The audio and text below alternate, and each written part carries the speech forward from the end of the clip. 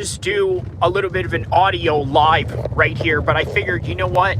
I wanted to get this out there because here's some interesting topics that I started thinking about just recently, right? Regarding Khamzat and Khabib, the comparisons that both of them get. Is it warranted? Is it not warranted? We're going to get to the bottom of it, and we're going to try to understand the differences between them, but also the similarities between them. Now, obviously, I think the similarities are quite astonishingly similar, but then they're two different fighters. They're two different fighters in their style, but they're also two different types of Muslims in the way that they practice. I need you to remember that, okay? Because this is where this is going to get really interesting about this particular topic. But first, we're going to wait for a few people to get in here, and then we're going to elaborate more on this particular topic at hand. And I think many people are going to get a good kick out of this content that we're going to do right now. So let me just make sure and get a mic check going here just to make sure that I have everything going on here. So hold on just a second, just to make sure. Everybody, let me know if you guys can hear me loud and clear right now as we get this going. Okay, so let's see if I'm being heard properly here. But hold on just a second.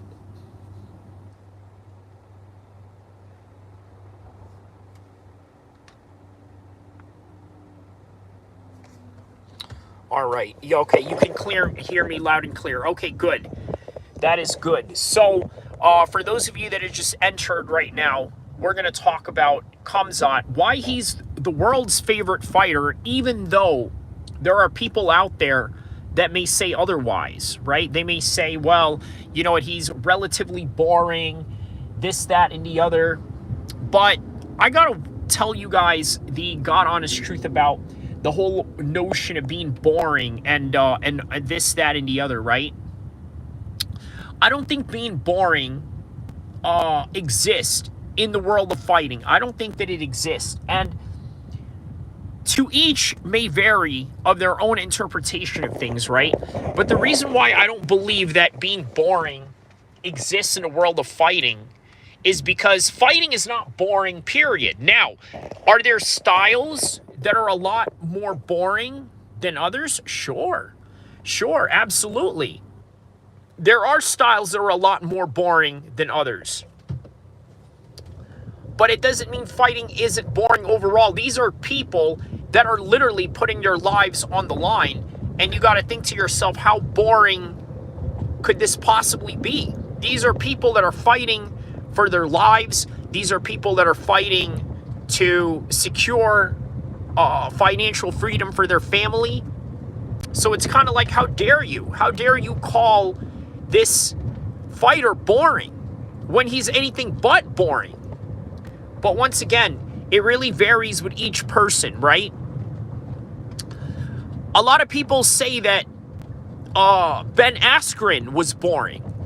Okay, well, what about Khabib? Some people said that in comparison to Ben Askren, at least Khabib goes and tries to finish. Whereas with Khabib, not so much. His whole, his whole agenda is not necessarily to try and finish in any kind of way, right? His whole agenda is just to, I guess, ground and pound, right? And, go for submissions, constant submissions. But you know what? If you think about it, so this Khamzat, look, wouldn't you say most fighters go for the finish anyway? And that goes for both boxing and MMA. But it goes a little bit deeper than that. The other subject that we're going to talk about with Khabib and Khamzat is the differences of religious practice and the similarities of religious practice. Because I saw a meme where they had a whole bunch of people as a different version of Khabib, right? They called DC the Black Khabib. They called Hezbollah the Midget Khabib. Okay? They called Usman, Khabib Jr., so on and so forth, right? And then what do they call Khamzat? Out of all things, they called Khamzat the evil Khabib, and I couldn't believe it. Because you got to understand, in my humble opinion, and maybe it is bias on my part, I find no Muslim to be evil. Now, are Muslims capable of committing evil acts? Absolutely they are. Absolutely, make no doubt about it. But overall, I just have a hard time believing that Muslims are evil to any degree. Danielle 218 says he won. Was it exciting? No. Was your dominant? Yes. Was your dominant? I'm trying to understand the grammatical error there. I wish he would have hunted for more finishes more and go for submissions over submissions at times. So about that, right? I'm beginning to suspect, and I know that this is not something that I would normally proclaim, but it seems plausible in the side of Khamzat, where he said something to the effect, we wanted to go all 5 rounds to sort of feel out what we can do within 5 rounds. He decided that, yeah, you know what? We're just going to go 5 rounds and we're going to see what's what. Okay? That was his whole entire prerogative that he wanted to do. He wanted to see if he could last 5 rounds, which he did. Not only last 5 rounds, but also dominate in a whole entire... Look, were there chances of him getting submissions or getting finishes? It's also plausible to understand that Dricus is really tough. There's no doubt about that. Like, are we forgetting how tough Dricus is, or is that something that we just want to ignore as a reality of who he is as a fighter, right? It is as if we just want to ignore that this guy is a world-class level fighter and he's a champion for a reason. It is as if we want to ignore that. Well, the reality is that Dricus is a tough outing for anybody, and to finish him, well, you know, it would take a real special person to do so. And no one in the UFC has, you know, really done that yet. Now, obviously, that's happened to him early on in his career. But when you look at someone like Khamzat, this is a man that had no blemishes whatsoever. Danielle 218 says, submission over position is what I meant to say. My bad. Okay. Submission over position is what he meant to say. Got it. Danielle 218 says he definitely got tired again and things got a little shaky in the 5th with DDP. Definitely had more gas left and looked to finish him later, but he also had to. So all of these are possible, right? In the live stream, while I was covering the fight, Zane was asking me while we were watching the fight together, hey, you think this guy's going to finish Dricus? I said, no, I'm going to be honest with you. Straight off the bat, right there, I told him, no, I don't think that, you know, a finish is going to come, you know, anytime soon. And there's good reasons why I'm saying it, but then there's also, you know, plausible reasons to believe that it wasn't going to end up that way. And lo and behold, it didn't end up that way, and for a very good reason. Now, what is that reason? Again, Dricus is durable. Dricus has a lot of stamina in his tank. And let's not forget, before this fight, I had told you guys that I was looking into the type of attributes that Dricus has, and some of the attributes that he has going on is predicated on the fact that he lives in high elevation and trains in heat, shock, exhaustion, right? So in other words, he knows how to train and fight under conditions where it is hot, and in turn, it increases his VO2 max levels. Okay? So that's kind of what's going on here. But yeah. Now, let's talk about the religious side of things, right?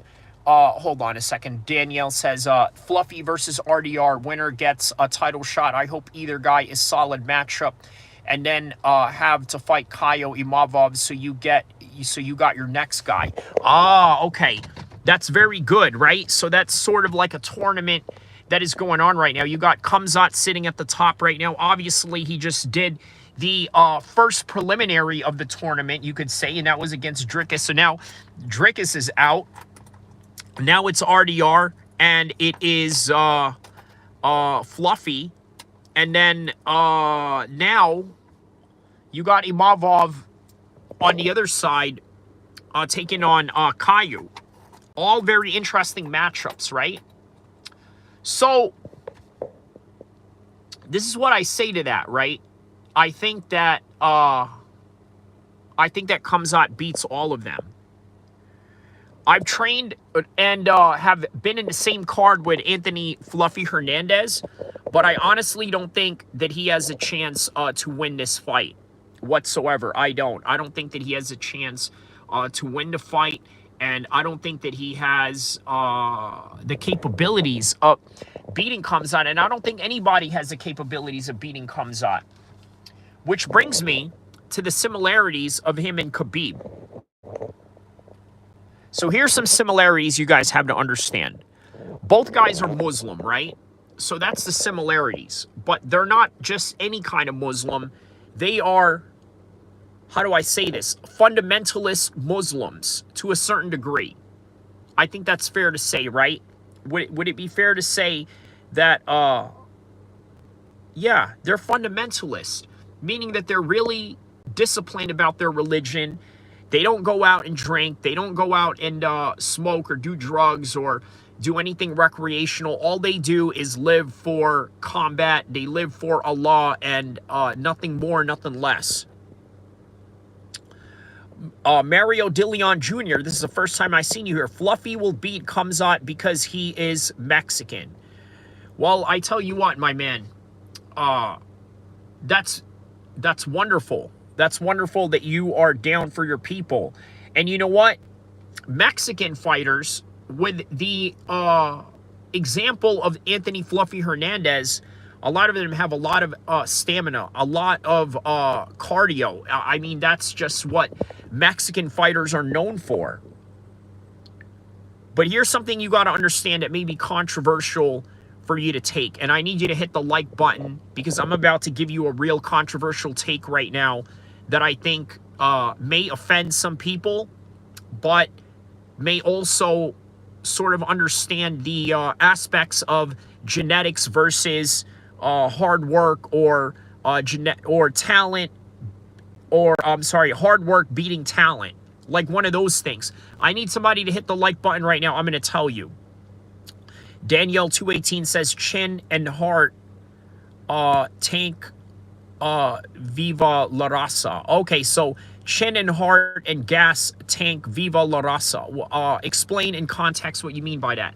Come on, guys. I need one person in here to hit the like button, and I'm going to give you a controversial take on why I don't think Fluffy has what it takes to beat Khamzat Chimaev. And this is speaking from somebody who has shared the same card as Anthony Hernandez back in 2012, and as going as far as to say we both have the same mutual friends out here in Sacramento. Somebody hit that like button. Otherwise, I'm not going to give you my controversial take. That's all you need. Just hit that one like button, and I'm going to do it. If not, then I'll just stay silent the whole entire stream if I have to. But yeah, please, hit that like button, and I'll explain to you why he's not beating Khamzat Chimaev. Danielle says, just the Mexican way of fighting, it's highly commendable. I already hit the like button. I can't do it twice. Yeah, I know you are the only one in here. I don't know what it is, man. You know, I would think that I would have, you know, I guess better algorithm at this time right now. I guess it's just not, you know, doing it for me. But on any regard, yeah, Mario Batista will get rid of Merab and Umar to Viva Mexico. You know what? I think Mario has a good chance of fighting Merab. But once again, Merab is this special case of a fighter that is highly unusual to the degree of where Khamzat is at right now. Daniel 218 says Batista isn't out wrestling Merab or Umar, in my opinion. He's not going to out wrestle them. He will have to fight for positions. That I could see.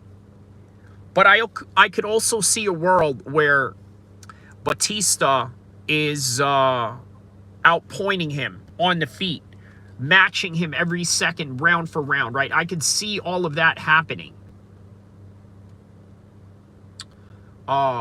Let's see, what else? Umar had the best chance and couldn't get it done with Merab the Machine. Yeah, that is true. He wasn't able to get it done. So, yeah, man, I'm waiting for that one like button. Mario, please hit the like button for me, please. I'm going to give you a controversial take, and all I need is one like. I mean, come on. You know, is that so much to ask for? One like, okay? I'm going to give you a controversial take why he will never beat Khamzat Chimaev. I'm talking about Fluffy, and you're talking to a guy who's shared the same card with Fluffy, by the way, okay, and who's been around his friends and his homies and this, that, and the other. You know, I've been around Fluffy. Yeah, man, please give me a like button, okay? That is all that I need. Otherwise, I'll just shut this whole stream down right now because this isn't worth it whatsoever. So please, somebody hit the like button, and yeah. We'll continue on from there. If not, we'll just stay in silent the whole time. Please, somebody hit the like button. I'm going to give you a controversial take on why Fluffy will never beat Khamzat Chimaev. Danielle 218 says Batista is good, but just don't see him being a champ, I guess, with the current state of the division. Yeah, I could see that. Let's see.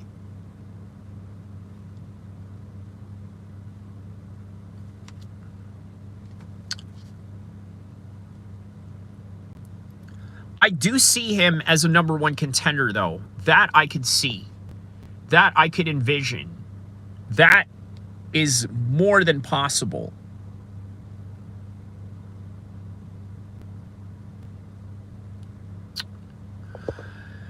Daniel 218 says Sandhagen even is a tough task on the feet or grappling for Mario. Oh, yeah. Yeah, I could see that. I could see that. Yeah, Fluffy will bounce, choke RDR, then Khamzat is next. Nah, I don't agree with that. Look, hey, Mario, can you hit the like button, hit the subscribe button, man? That is all that I need right now is one like, and I'm going to give you a reason why Khamzat Chimaev will beat Fluffy Hernandez and why Fluffy can never beat him. I just need one like. Can somebody hit one like button?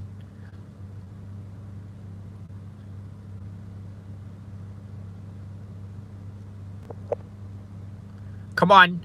One like. Hit that like and subscribe button. I'm going to give you a reason why Fluffy cannot beat Khamzat Chimaev, and the reasons may shock you.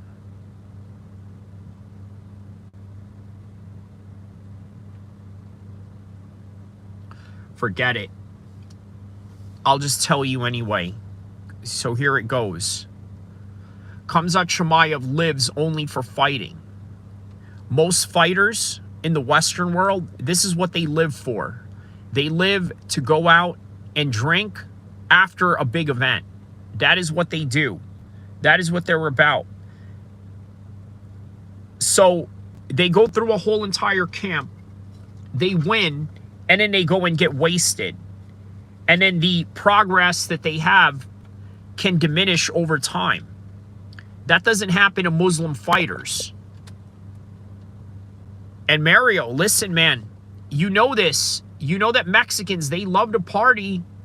They love to party, Holmes. You know what I mean? Like, that's not a stereotype in any kind of degree. I mean, that's a reality. They love to party. Most people who are not Muslims love to party, but unfortunately, partying leads you to high consumptions of food that you should not be eating. And then on top of that, just high consumptions of drugs and everything in between. Fluffy has a kid. I don't think that, totally matters. So there's another thing too, right? Many Muslim fighters don't necessarily go out and put their kids out there, right? Many people are surprised to believe that all of the guys that are in Team Dagestan, that is Umar, that is Usman Nurmagomedov, that is Islam Makhachev, Khabib, Khamzat, all these guys are all married. You guys understand that, right? They are all married. Mario, he says he is not drinking. I'm going to reserve my my opinion on that. Remember, I need you to understand, Mario, I live in Sacramento. You understand? I live in Sacramento, and yeah, let's just put it like that.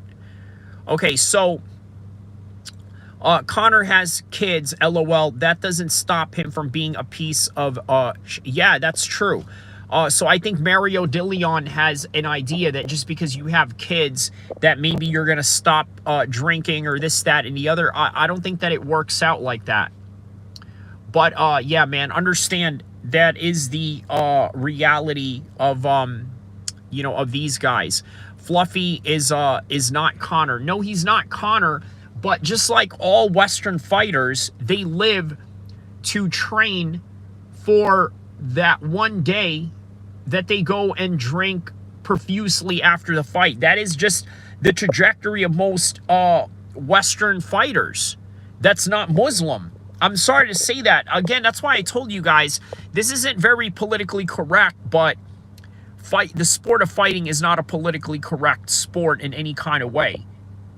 You know what I mean? It's not a politically correct sport, so make of that as you will. So, yeah. Okay.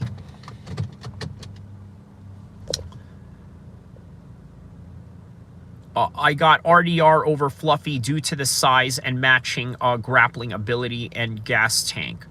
You got RDR over Fluffy? Man, I don't know. See, maybe I'm a little bit biased, but then I show you where I'm not biased at with Khamzat, but then Khamzat is a Muslim fighter, so I don't think that RDR could beat Fluffy. I think Fluffy got that one.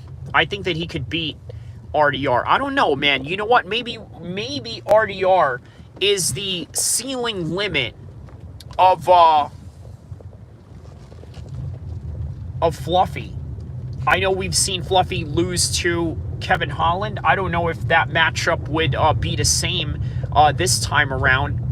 I believe Kevin Holland is right back down at 170 right now. I don't think he's fighting at 185, but I don't know. Yeah, definitely not. So, Fluffy is definitely not Connor. That's true.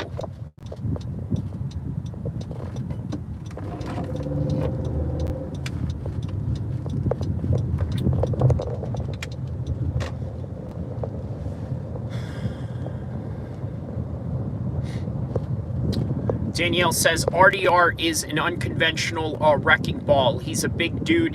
Imavov and Kaio also have a solid matchup for the new champ. Yeah. RDR is unconventional wrecking ball. But I think Fluffy can handle him. I think he can handle what he can bring. That's what I think. I think there's, yeah. I don't think it's going to be a hard, task for him to handle whatsoever. I think he's got it. But who knows?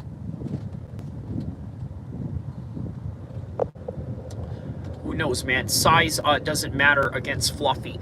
You know what, man? Mario DeLeon, you're absolutely right about that. I will have to agree with you on that notion, right? Yes, size absolutely does not matter when it comes to Fluffy Hernandez. It really doesn't matter at all. Now, the reason why it doesn't matter is because he created a style that sort of makes it okay for him to be a lot smaller than other people. And you know what? Fluffy has always fought at that weight class, right? Even when I remember him as a young man, right? Back in his Reno Combat fighting days, which is the same organization that me and him fought out of. Yeah, man, he never really cut weight. He was always just like, walking around 180, 185, and then that was enough for him. That was okay for him. So he never really, tried to, cut weight or lose weight or anything like that. It was just not in his plans. It was just not what he was doing. So, yeah, man. Just something to think about there,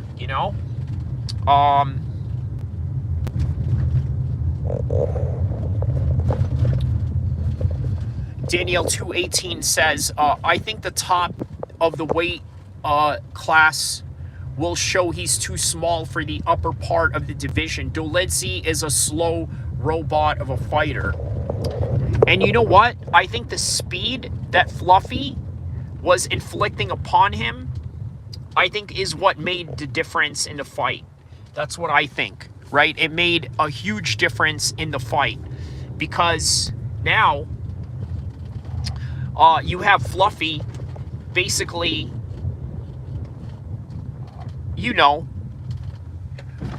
going real hard at him in a way that was sort of difficult for him to keep up with, right? Which, by the way, is why him being a little bit smaller sort of made a bit of a difference here in this fight, right? I think it made a huge, huge difference in terms of...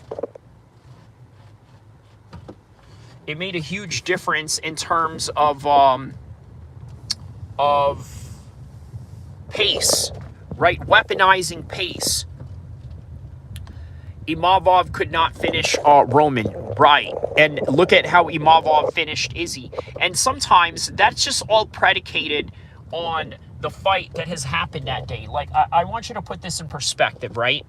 Put this in proper perspective.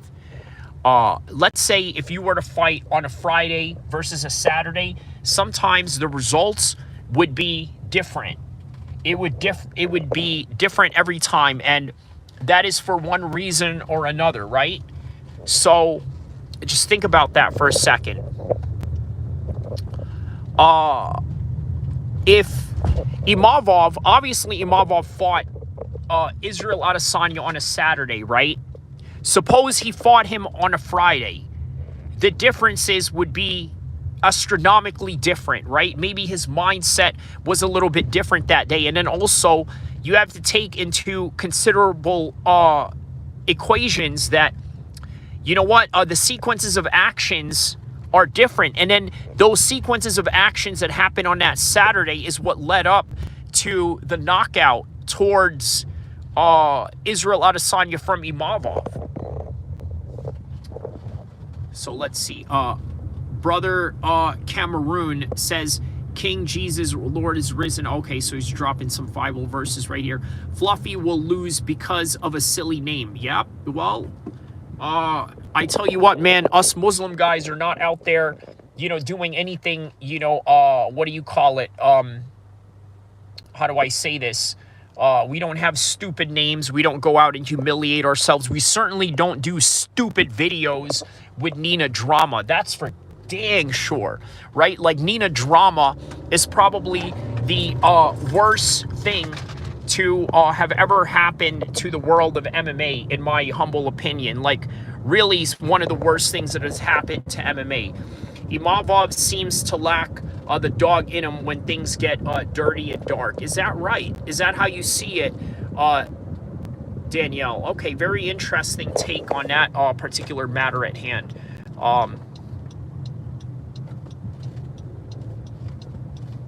Okay, so very interesting take on your part for that one. All right, well,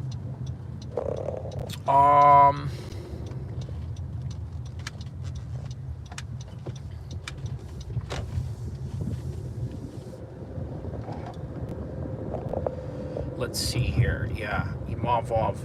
Man, yeah, you know what? No one's talking about Imavov, though, right? He has that win over Izzy, but at the same time, the people that are really in the conversation of that title picture right now is RDR, Kaio, Fluffy, and who else was the other one? Imavov, Fluffy. Yeah, I think that those are the people that are in the conversation of that particular matter at hand right now. Drop this man a like and a sub, fellas. Yeah, man, shout outs to you, Danielle, for that one, man. Looks like we're, piling up a little more people in here. So, in this Friday stream that I'm doing right now, doing a little bit of a road trip. So I figured, just, get in here one time on the audio and, and spit something for you guys, right? So, yeah, man, what else? What else is going on in the world of Khamzat Chimaev right now? Because there's obviously a lot of similarities that many people try to draw from with Khabib, right? Here's another thing I wanted to tell you guys, okay?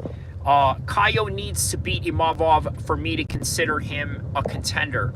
So Kaio needs to beat Imavov. Well, it makes sense, right? So Izzy was a longtime champion. He lost to Sean Strickland, right? In a very, insane upset, right? An upset that nobody saw coming. For a long time, Israel Adesanya made the 185 division really weak, right? When I said that the 185 division was a stacked division a couple of years ago, people thought I was crazy. But now the landscape has changed relatively quickly. So Sean Strickland beats Izzy. After Sean Strickland beats Izzy, here comes Dricus. He beats Sean Strickland. Dricus beats Sean Strickland. And then Sean Strickland finally fights Israel Adesanya. One fight too late because it would have been better with Israel Adesanya as a reigning champion, and then he loses, gets submitted. And then here it is, Dricus right here, maintaining his 185 belt. And then all of a sudden loses to the likes of Khamzat Chimaev.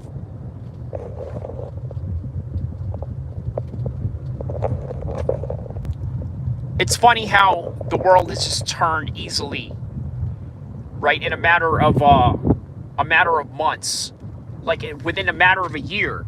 Israel Adesanya, dominant force of the 185 division, and then all of a sudden, all of that is gone.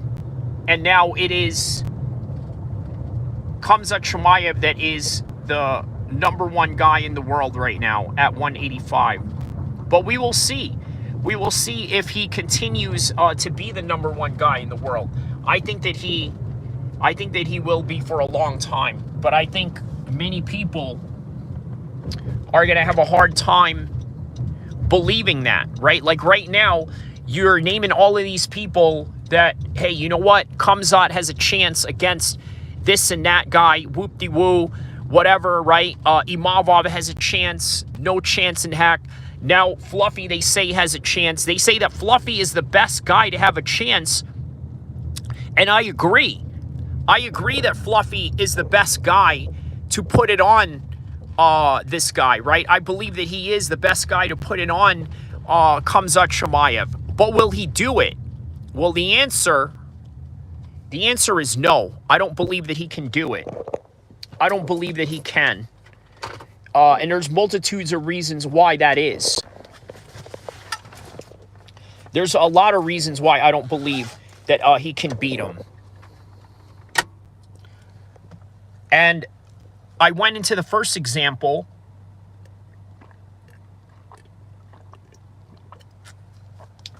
Now I'm going to go into a second example. And you know what? It deals a lot with upbringing. The upbringing of where you're from. And I'm going to get to that. RDR has the best chance. Over Fluffy, fresh melon juice, vodka drinking. What do you mean by that? Explain what you mean by vodka drinking fresh melon juice, because I'm doing nothing of that sort, right? I am drinking something, but it is, water, but it's definitely not,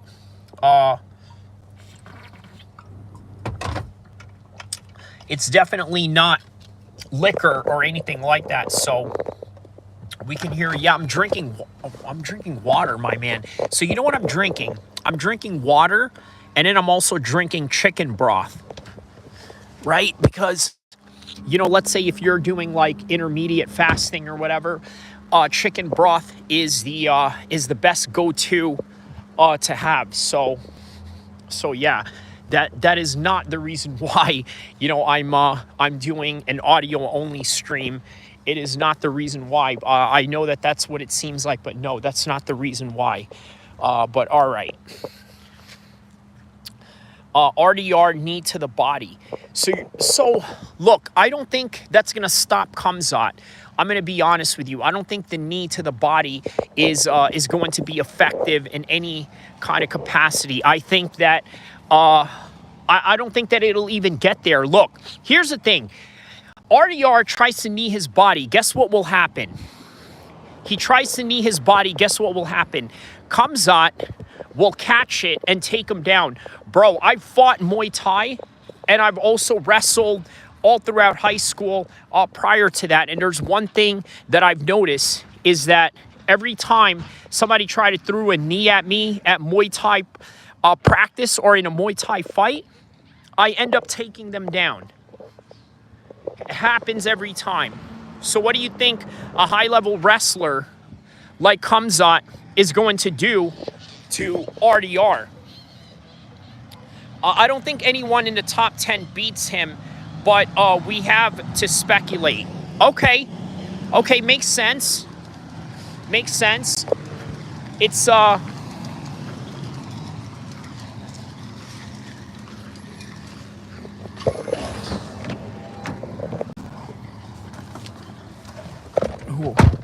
hold up. Who are those guys? Who are those guys? Hold on a second. Who are those guys? All right. Yeah, we got to get out of this area. All right, here we go. All right, yeah, we'll park right here. Hold on. Yeah, I'm live. So, all right. Yeah, that's good. All right. Okay, so carry on. RDR has no chance, Mario Dilion says. When Mario Dilion, when you say that he doesn't have a chance, are you talking about Khamzat and RDR, or are you talking about RDR and what do you call it? RDR and Fluffy? Let me know who you are talking about with that one. Fresh Melon Juice says, why didn't an Olympic wrestler like DC take down John Jones when he need him all the time? Listen, here's the thing about John Jones, right? John Jones could have easily been, how do I say this? He could have easily been an Olympic level wrestler.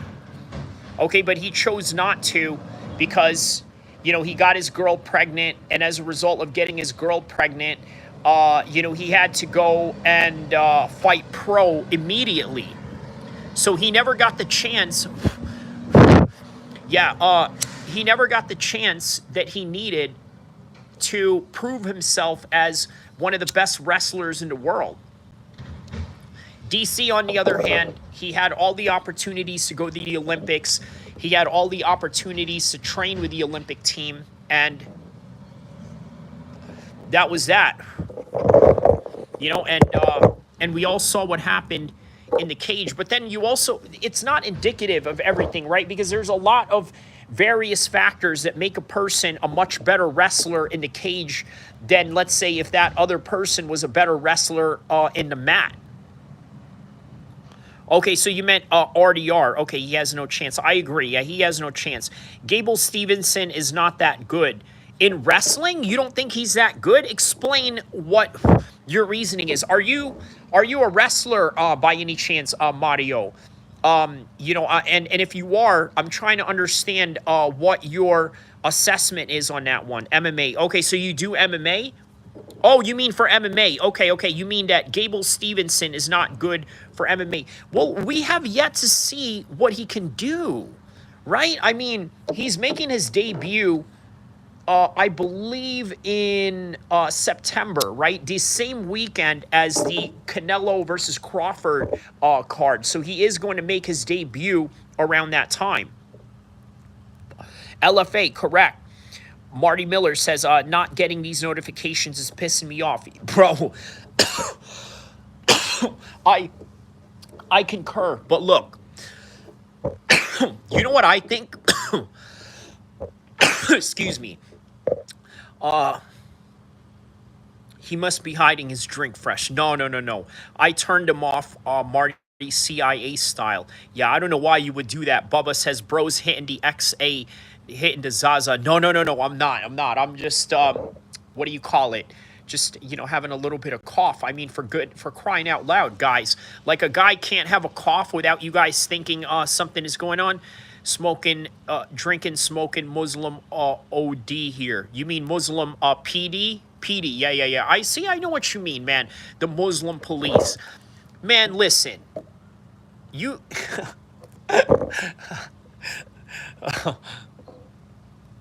Fresh. What you need to do is you need to go concentrate on getting my boy Zane back to, the right path, okay? Because I try to talk him out of, certain things. Look, homie did very well on the Khamzat fight. He did it again. Okay? He put it all on the line for the Khamzat fight. And I highly advised it.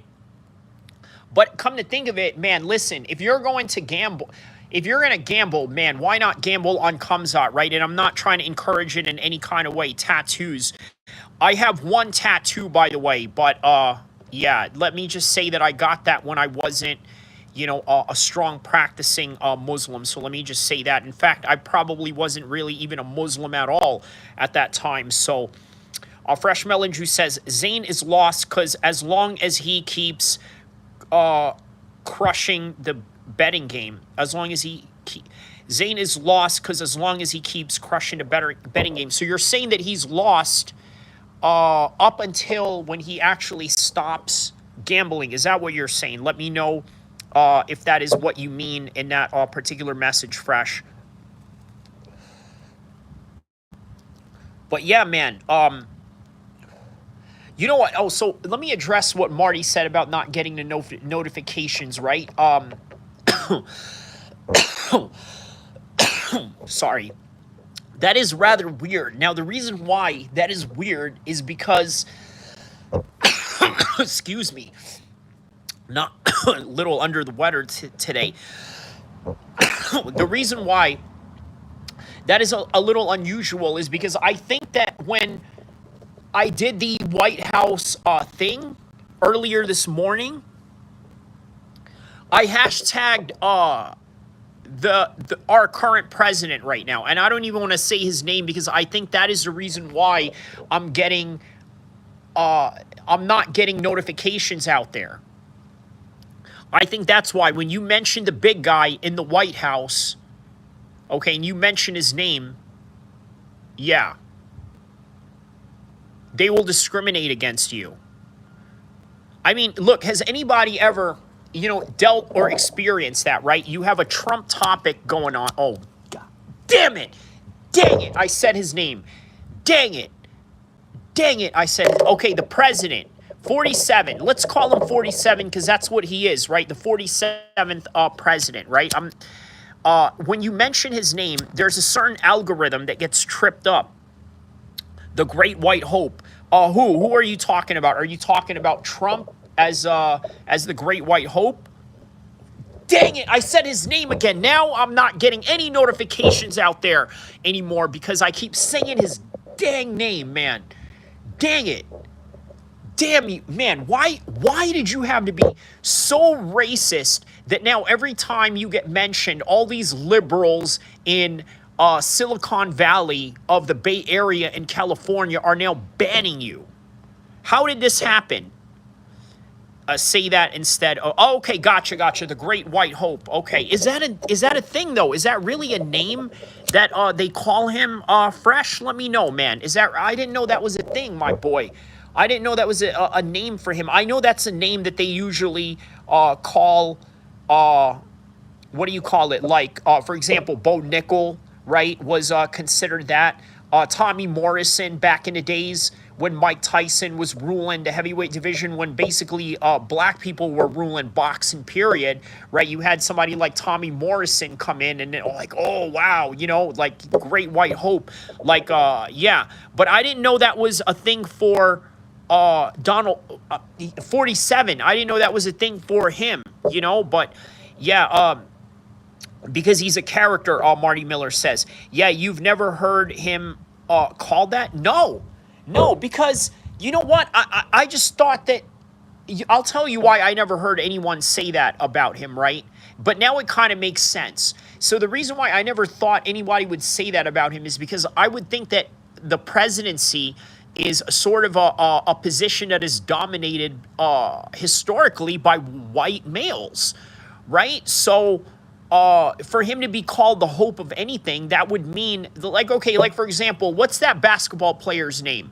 You know what I'm talking about, the white guy, even that white girl, Kaylin Reese, or no, I'm sorry, Kaylin Clark, or whatever her name is, right? They call her the Great White Hope. Why? Because she's a white girl that dominates a black sport, so it makes sense to call her the Great White Hope.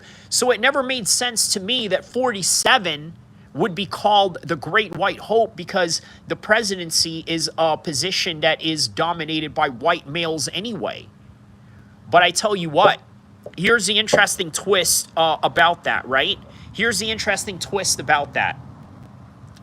Obama is the reason why we have Donald Trump in office, because everything that we knew that is normal, that is of status quo, that is in a cookie cutter idea what we think of a president, okay, all of those notions were cut when Obama got into office. Now Obama got into office, and all of a sudden it makes it possible for Donald Trump to get into office.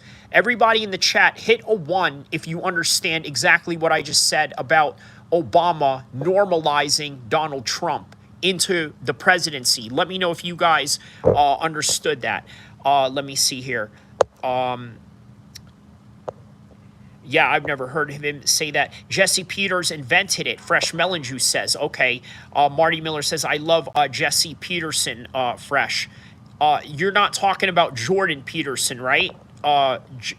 So just so that we're, confirmed with that. We're not talking about, that guy. So I just wanted to, kind of confirm on that a little bit. Okay, so Mario Dilion says, I respect Muslim fighters in the UFC. There are no white American fighters in the top 10 other than Sean Brady. That's true, man. And Sean Brady last time did a number on Leon Edwards. Fresh Melon Juice says, yeah, he's very funny, Marty. Marty Miller says, I love when he debates black liberals. Who's that? You're talking about Jesse? Okay, so that's kind of a thing that he does, right? He debates black liberals. Okay, so I got to check that out. Obviously, I am interested in, political jargons and political debates and things of that nature, but obviously there's going to be certain personalities that, I'm not going to, know in that space, right? Like, for example, a lot of us who are, MMA people, like if you ask any random person, out there, hey, do you know who Ariel Helwani is? They wouldn't know him from a can of paint, so yeah, it's kind of like one of those things. But yeah, there was a point in time when Jordan Peterson, I know we're not talking about the same Peterson, but yeah, there was a point where Jordan Peterson was not well known to anybody. Now it's like Jordan Peterson seems to be this echo chamber pseudo-intellectual for everybody in the MMA world, right? It was like, okay, Joe Rogan put him on for the MMA world. Now all of a sudden everybody is, all of a sudden Jordan Peterson, advocate of some kind of way. But yeah, again with a can of paint. Yeah. You know what? It's a California term. You sort of hinted it as Sacramento term. It's more of a California term. In fact, more Southern California guys actually use that phrase. You don't know me from a can of paint. Especially like the hood, ghetto side of LA, like Compton, Long Beach. The Inland Empire, San Bernardino, all those areas, right? They use that word, a lot. Fresh Melon Juice says, Jason Lee Peterson invented White History Month as well. Oh, my goodness. What? White History Month? Yo, that's crazy that he could, but how is that going, by the way? You know what I mean? Like, did he really create something like that? That is interesting, right? See, like, look, I like controversial figures like this, right? Like, I don't gotta necessarily agree with them. Oh, okay. So that makes it even more interesting. Okay, so he's a black dude. Marty Miller says, we are a can of paint to him. Yeah, because he doesn't know you guys from a can of paint. Yeah, so there it is, right? Oh man. All right, so good, man. I'm gonna look him up then, man. So Jesse Lee Peterson, yeah, I'm gonna definitely look him up after this live stream is over. So I'm sure there's gonna be a lot of fun stuff to sort of look into that. Marty Miller says you gotta at least watch some of his shorts. Okay, I'll start with that. I'll start with his shorts and then progress into the long form content that he has going on. Fresh Melon Juice says he went to the hood and asked if they are celebrating White History. Oh my God, he did that for real. Well, what hood is that though? Which one? You see, it's a little bit different, right? It's different in different areas. Like, for example, if you go to Chicago in comparison to LA, here's what I will say, right? I would say black folks in California, I'm not going to say they're less racist, but they're more racially aware of other people than, let's say, the African Americans in Chicago, whereas like everything in Chicago is just, all about black power and, black nationalism and this, that, and the other. And the black man is God, all this other, crazy stuff that they, sort of get into with that type of vibe. And then, with black nationalism also comes the whole, stomp the yard thing that they do. You know what I'm talking about? Like that thing that a lot of black fraternities do. You know what I mean? So, but yeah, man, that's a side of black culture I don't really, understand is the, the college, stomping side of things. You know what I mean? Like, I hate to say it, but I know more about the, the African American, gang banging culture, or the history of it, or both the culture and its history, more than I actually know about, just, I guess, the mainstream history. I mean, I'm pretty versed with history, but, it's scary, but I have a pretty, good, extensive, understanding of gang, politics in California and probably the whole United States. But yeah, okay, so you said a black hood, but which city though? Fresh Melon Juice. Fresh Melon Juice says he went to the hood and okay. Miller says he comes off kind of weird at first. Just give him a chance. Man, well, I tell you what, I come off a little bit weird, but you guys gave me a chance, right? You know what I mean? So now all of a sudden, I'm doing lives and you guys are now, a regular along with some other people too. So, I think we have a good understanding of how we give weird people a chance to things, right? And LA, oh, okay, so he went to LA. Okay, you know what? That's a little different. Yeah, that's what I'm saying is they're racially aware in LA, but they're not like hardcore black nationalists down there, unless of course they're fighting the Mexicans, but that's more on the gangbang side of things than actual like mainstream racial politics and whatnot. But sometimes all of that gets intertwined as well. So that's Interesting. He went to LA. I wonder what hood in LA he went to go do that. Right? Like, I wonder if he went to, a Crip neighborhood or a Blood neighborhood, or, I don't think you'll get much backlash on that if he went to a Mexican neighborhood, because obviously a lot of Mexicans are tied in with what we call, the Peckerwoods out here in in California, right? There's a thing called the Peckerwoods, right? So, best way to describe them, I mean, think of Edward Norton's American History X, right? Like, those are the Peckerwoods that we're talking about. So, Fresh Melon Juice says, I don't know, he lives in LA. Okay, so, all right.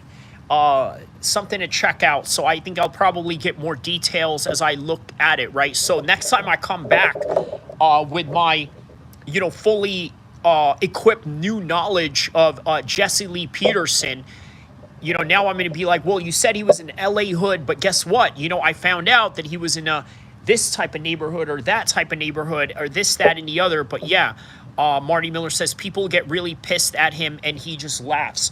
Man, you know what? It is kind of dangerous to do that in LA, right? I mean, you guys understand that LA is the American capital of gangbanging, right? Or at least that's what they say. In my opinion, you know what I think, Marty? I think there are more gangs in your area than there are here. Like, I think here it's just more of a cultural understanding that there's going to be gangs, or you're going to know somebody who's in a gang, or you went to school with somebody that's in a gang, or you are in one because, of the certain neighborhood that you live in, and vice versa, and this, that, and the other, right? Like, okay, that's one thing. But in your part of Ohio, Missouri, even North Carolina, all of that, those areas have more gangs than, I would say, California. You want to know why? Put it like this, right? So you got their own types of gangs in Chicago, right? And then you got their own types of gangs in Los Angeles. For example, you got the Bloods and the Crips in LA, and then which is the African American faction. And in Chicago, you have the Vice Lords and the Gangster Disciples, which, by the way, are all affiliated with the known rapper Little Durk and the late King Von, right? So you got those guys. So now you also got Bloods and Crips in LA, in Ohio, in the Midwest. But then on top of that, you also have their own local GDs and and Vice Lords, and then, then you have Latin Kings and this, that, and the other. So it's like a combination that sort of just bleeds over into those states. You understand what I'm saying? So that's why I say, that's why when they say that California is, like the gangbang capital of the world, I will say that it is a motherland in a way where, many gangs have started out here. But in reality, the Midwest is mixed up with a whole bunch of different politics that you would not really see anywhere else, because there are no Gangster Disciples here. There are no Latin Kings here. You only have Sureños and Norteños, and then other Latino gangs like MS-13, and then that's just about it. So Jesse Lee Peters is Esau's attack dog. Who is Esau? Let me know on that. Mario DeLeon says it's all CIA funded. Are you saying that all gangs are CIA funded? Mario, that's very interesting. Marty Miller says, well, Fresh would know that. Oh, man, Fresh don't know anything, about that. Man, we don't even know anything about Fresh. You know what? This is what I like about Fresh, right? Fresh, this is what I like about you, right? Aside from the fact that you're a big supporter of the channel, which of course is going to, give me more favors towards you in a positive way, right? But you are the quintessential reality of who people are online. You see, I don't know you from a can of paint. Okay, I'm going to start making shirts about that. What do you guys think, right? You don't know me from a can of paint, right? And then, have Kyrie Abu El-Kheer MMA podcasts on it. But all right, another side story. Nah. So yeah, really, I don't know you from a can of paint, Fresh. And you know what? You say all different types of ages that you are. You say all different types of ethnicities that you are. Although you are maintaining the one thing that is consistent where you say that you are Christian, right? So that is one thing that you never deny. Like, you've never told me you were a Muslim or you were a Jew or anything like that. You just said that you are a Christian, and that's all that I really know of you. But you are the symbol of most people who are online. You see, they're anonymous. You don't know who they are. You don't know them from a can of paint. There it is again. And then on top of that, you don't know who they really are or what their real intentions are. But you know that they exist, and you know that they are out there. So, okay, Mario says the gangs will, yeah, okay, so he's saying the gangs are funded. Some laughing emojis from people here. Fresh Melon Juice says, here we go again with that can. Another one, and then he says that he's 300 pounds. Mario DeLeon Jr. says, I'm a Hebrew Israelite. Oh, man, yeah, I've met many of you, Mario. Shout out to you and the Hebrew Israelites, by the way. You know, I have, you know, obviously as a Muslim man, there's a lot of things that we agree with. But then there's also a lot of other things that we don't agree with. Aside from the Hispanic, black supremacy angle of the Hebrew Israelites, right? One thing that you can appreciate about them as well, the Hebrew Israelite thing, is that, what do you call it? They have a religious component, a religious conservative component to their ideology. You know what I'm saying? Like, there's a religious component to it. There's a racial supremacy component to it. But at the same time, yeah, there's a religious conservative component to it that I think many people forget about. Because many black Israelites that I talk to, man, they are staunch conservatives in terms of their religious practice. So, Fresh Melon Juice says, Mario, so are you black? Mario says GMs. What does that mean? GMs. GMs. Yeah, what does that mean? Well, I'll answer that for you, Fresh. By the look of his name, I'm going to assume he's Hispanic, right? Now, obviously, he could be a black man with a Hispanic name. Obviously, that is, you know, highly possible and plausible. But you also got to understand that Hebrew Israelite also encompasses Latinos as well, which I kind of wonder, like, well, all right, you know, you're putting them in that tribe of Israel along with black people, but aren't Hispanics also mixed with European? And then here's the other aspect of it. The other aspect that they believe is the natives, right? There's the natives that are also black Hebrew Israelites. And with that comes the foundational black American ideology.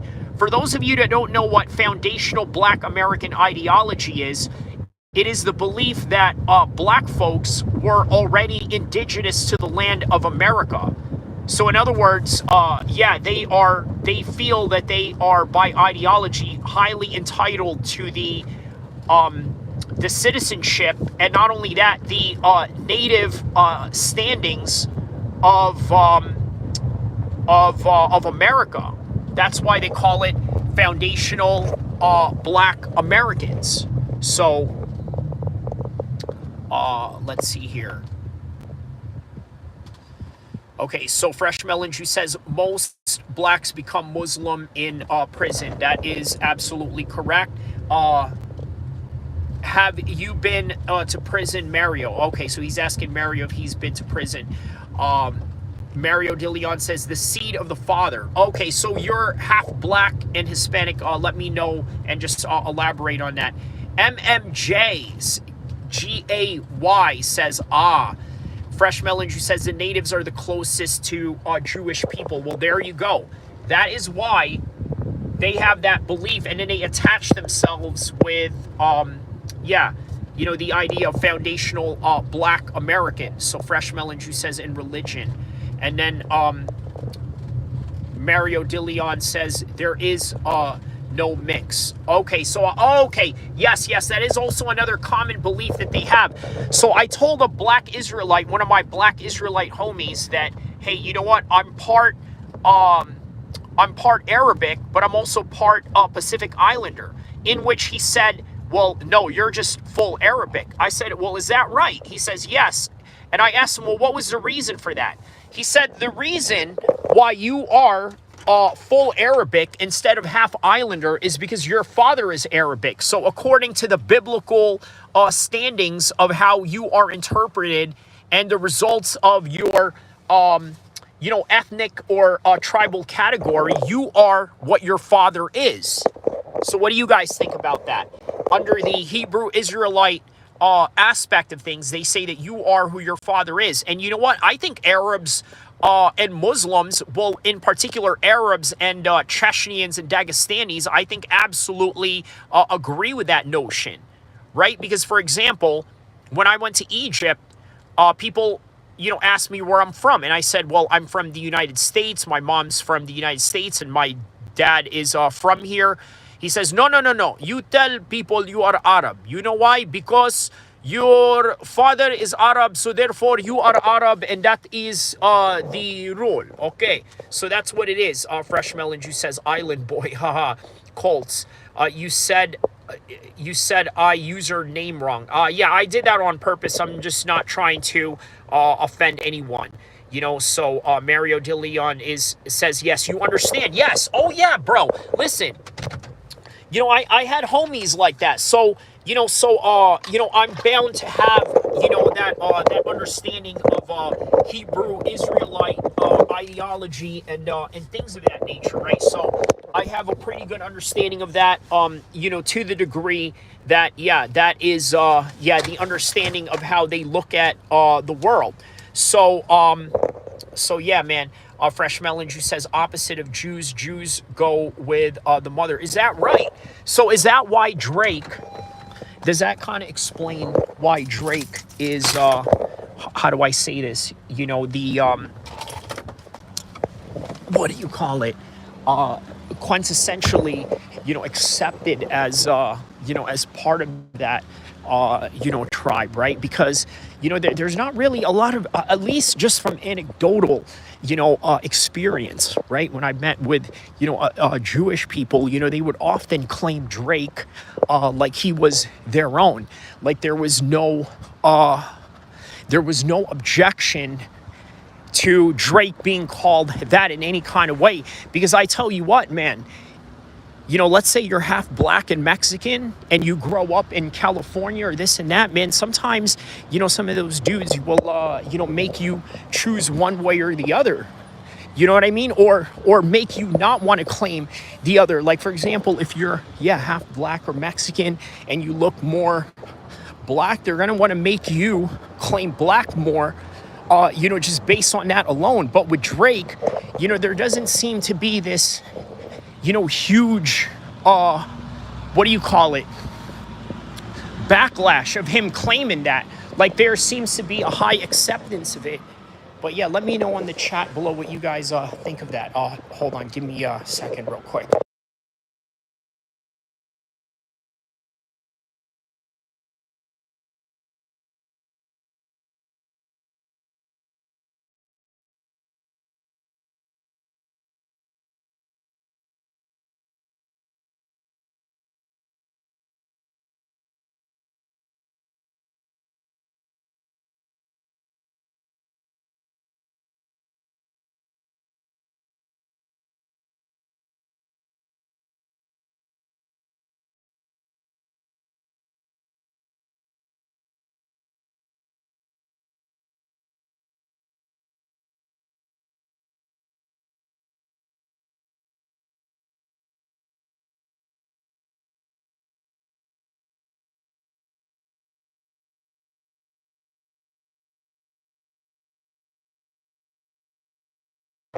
Okay, so what does it say here? I see. Okay.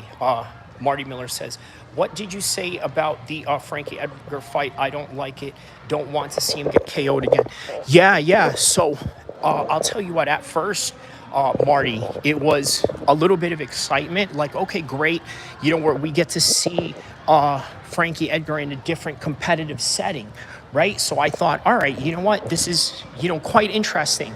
You're going to see him in a different competitive setting, maybe, you know, uh, a new leaf turned over, right? Maybe perhaps, new evolutions or wrinkles to his game. I mean, look, if you look at some of his strongest suit while he was in the UFC, it was mostly, it was mostly striking, but striking in a matter of having, good boxing and technical defense and footwork. So I thought maybe that would translate well. But then when you look at, the past few records, last few fights, it doesn't look good. So, something to think about right there. Yeah, a whole lot of injuries that, that perhaps, would, come to fruition as the matchup happens. So, hold on a second.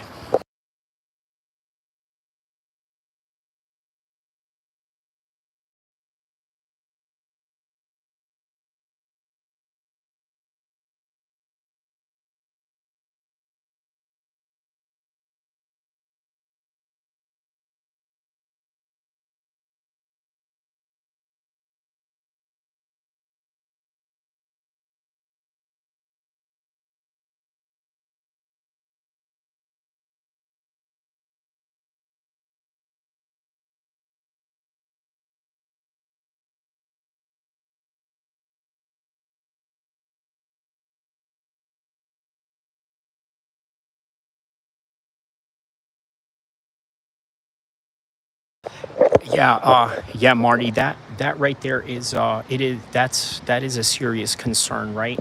Um, I think what Dave Feldman sort of saw in this in this situation was, I guess, what do you call it, an opportunity of, building a name value for the brand. I think that's all that it really, came down to. Like, all right, you know what? We have this guy who is a big name value, so we'll use him as such.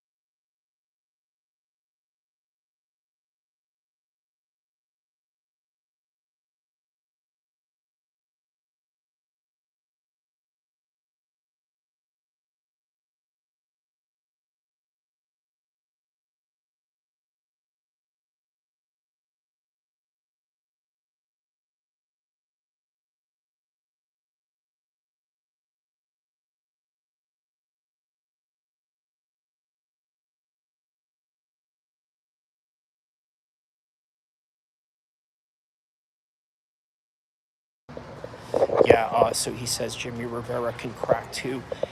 And oh yeah, that's right. He already does have, BKK experience, BKFC experience. Marty Miller says, yeah, smart by promotion, but not good for Frankie. Yeah, hopefully I'm wrong. No, you're not wrong. Look, this is not a better scenario right now. Obviously, there's no head kicks involved in the way that he was put out last time, or in, some parts of his career. But man, listen, there are, severe cuts that he could suffer as a result of that. So, as a result of that, suffering, I don't think that it's going to, really translate any better, especially, which is in a bare-fisted situation. It's yeah, it's not good. I don't like it. I don't like it for Frankie. But you know, at the same time, you know, it is what it is, right? Like, I think I think there's I think there's a, you know, a pay incentive, you know, aspect of it too that I think is you know, also, you know, kind of you know, missing. What's that? Oh, oh, Yeah, because why? you have to check that you're signing out. I already signed So out. you signed out already? Yeah. Okay, Yeah, so you should just check in, check out. yeah, okay. Okay, thank you. Thank you. Yeah, so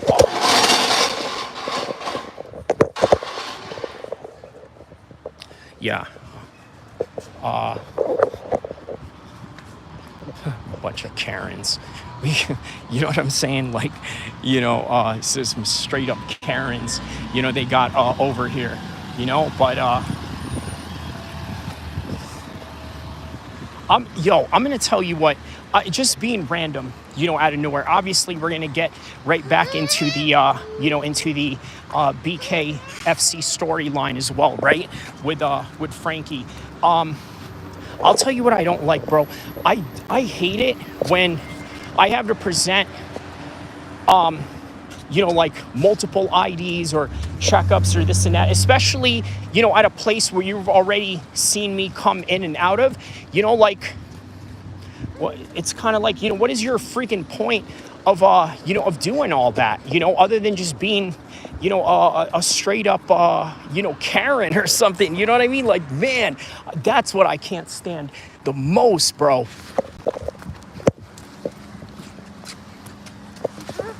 So, yeah, there it is. I can't stand Karens. So,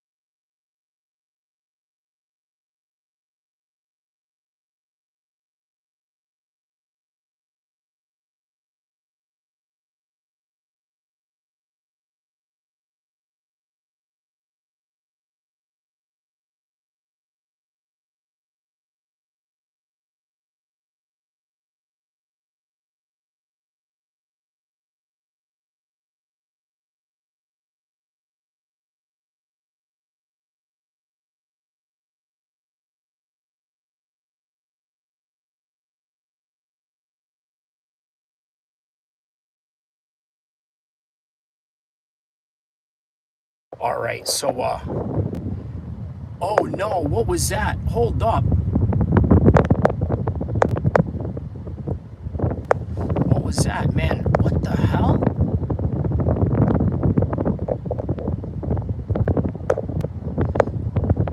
Oh no, sorry, y'all. I accidentally deleted. What for six? What? No, no. Oh my God! Listen, no, that was a big mistake. What was that? What? Oh man. Oh no, I accidentally hit Marty Miller's shit. Sorry, dude. Yeah, I didn't. Sorry, I didn't mean to do that. No, my phone was in my pocket. So, how do I undo that? How do I undo the blocking here? Hold up here. Hold on. Chat filter.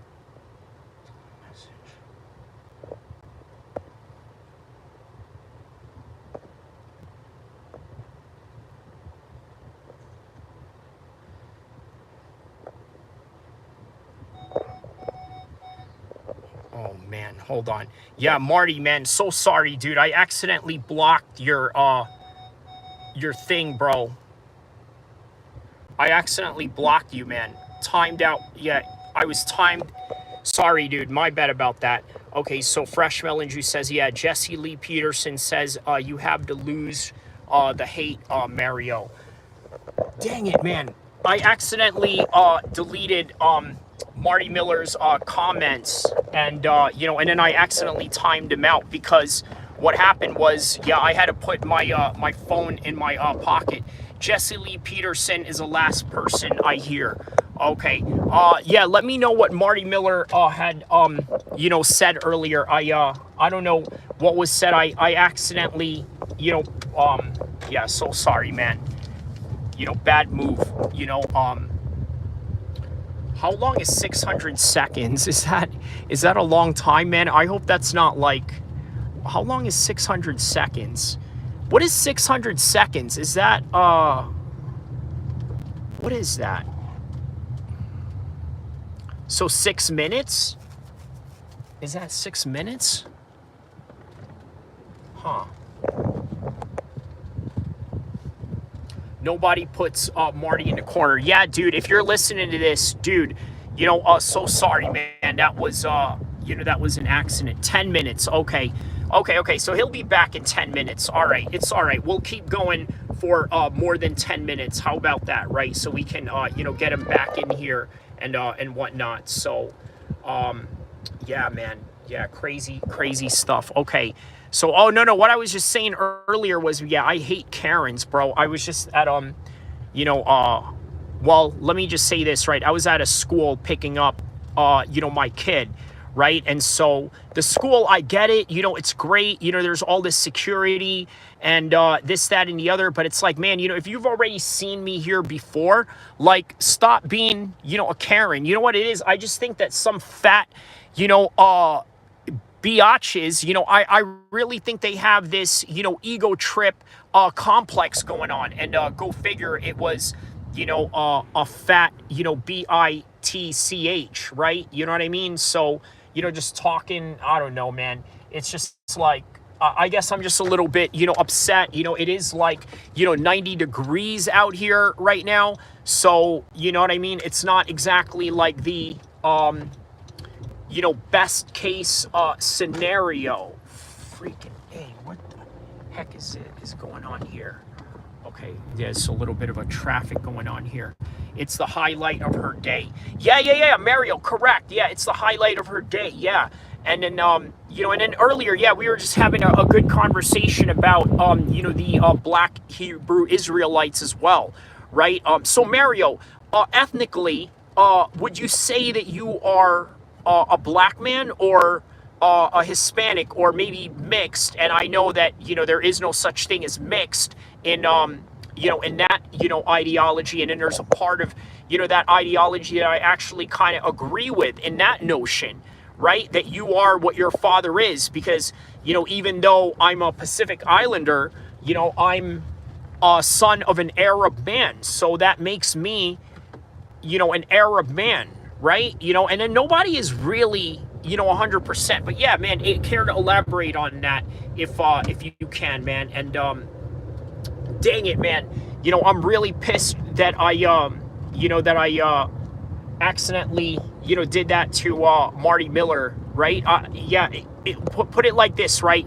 Never put your phone in your pocket again while you're live streaming. Like, never ever do that, right? Like, it's not good. You know what I mean? But on any regard, I hope, yeah, I hope, I'm sure Marty will be all right. You know what I mean? I'm sure he understands, you know, it was, you know, no ill intent, right? You know, but, let's see here. So he says, yeah, so-called indigenous. Fresh Melon Juice says many women are, bossed around at home, so they take it out at work. Ah, okay. Okay, that could make a lot of sense. That can make a lot of sense. When I first moved to California, one of my first jobs that I did was a nursing assistant, right? And I worked with this nurse, right? Her name was Carrie. She was an absolute bitch, not just to me, to everybody, right? Lo and behold, I found out that her mother died in that facility that I worked at, in that nursing home that I worked at as a nursing assistant, right? This is one of my first jobs here in California when I first came out here in the late mid 2000s, right? So her mother died, and as a result of that death, her mother, I guess her mother's death really affected her in a way where she wanted to do something about it. So she ended up becoming a charge nurse in a facility that her mom had died at. You understand? So she had some primary motivations here, and she wanted to exert a certain level of control, okay? Because she was not there to control her mother dying, and I don't know what her conditions are. I didn't read into, the mother's medical history or anything like that, but yeah, she wanted to take it out on everybody because she was saddened by what had happened. So yeah, man, there's always that power dynamic that goes into that, right? So very good point on that, fresh melon juice. Matter of fact, I'm gonna pin that comment right there. That comment is gonna get pinned right there because there's a lot of truth to that particular article that we are discussing. So yeah, man, how's everyone's Friday, man? This obviously was a very spontaneous stream that I'm doing. By the way, I'm gonna keep going, right? Because I want to wait until Marty Miller gets back. Obviously, that was like a 10-minute timeout that I put him in. I don't know why. Like, he did nothing or said nothing that was offensive or anything like that. But yeah, on any regard, yeah, man, I hope you're still with me till then, brother, because I was gonna call it quits, but I was like, what, let's keep going, right? Because obviously, if we're gonna keep going, then we'll have more interesting topics to talk about, right? Beforehand, we were talking about Rivera fighting Frankie Edgar in a bare knuckle contest, right? Which, by the way, is the worst case scenario for Frankie Edgar, or he might just come out on top, and you don't know. You don't know that because, well, we don't know that. We don't know for certain, but one thing's for sure, and a couple of things for certain, is that Frankie Edgar was knocked out a couple of certain times, and those knockouts were bad. They were vicious, and the body knows and understands a knockout. They can feel it. They know when it's happening, right? So it is no coincidence, and I've mentioned this, in the preview to, the UFC Shanghai card, was that Michael Bisping fought Kelvin Gastelum 2 weeks after he fought George St. Pierre, and then, of course, we saw the results and what happened. He got laid the F out. Okay, Michael Bisping got laid the F out in UFC China. Why? Because that's just how your body responds. It responds of knowing that, hey, you know what? I've been knocked out several times already. This is how my body is going to respond to that as a result of it. Edgar is making all the money he can for his children. There it is. That's a primary motivation right there. Mario Dillion says BKFC is the worst promotion out there. Is it really? Dang, man, that's quite a harsh assessment right there. But hey, you know what? To each its own, in your own personal taste of what you like in the fight game, right? So I think you have every right to say that. But there are a lot of people right now who are catching up to BKFC. Now, here's another thing, right? I know people that have a podcast based around only BKFC, which is insane, right? Like their whole entire channel is BKFC, and you know what? And they do decent views. Now think about it. You got a bunch of guys that are doing, content, over the type of content that, you would think that nobody really watches, but they really do. They really do go and watch these types of contents. So, yeah. Now, for you, is it popular? Do you like it? No, obviously it's not for you. But yeah, Mario Dillion says, I'm for the fighters. Rash Mellinger says, Edgar should go to Ryzen instead. They are small. I would like to see that, as a matter of fact. I would like to see Frankie Edgar get matched up with some, you know, Japanese flyweights, maybe even featherweights. Yeah, you know what I mean? Like, just smaller guys that you know he can handle. I would like to see that, honestly. I would like to see that. That would be good. But on any regard, let's see here. They treat their fighters, they treat their undercard fighters like shit, Dillion says. Okay. Are you talking about BKFC or UFC or just all promotions in general? Let me know what you are trying to convey with that on the comment section below.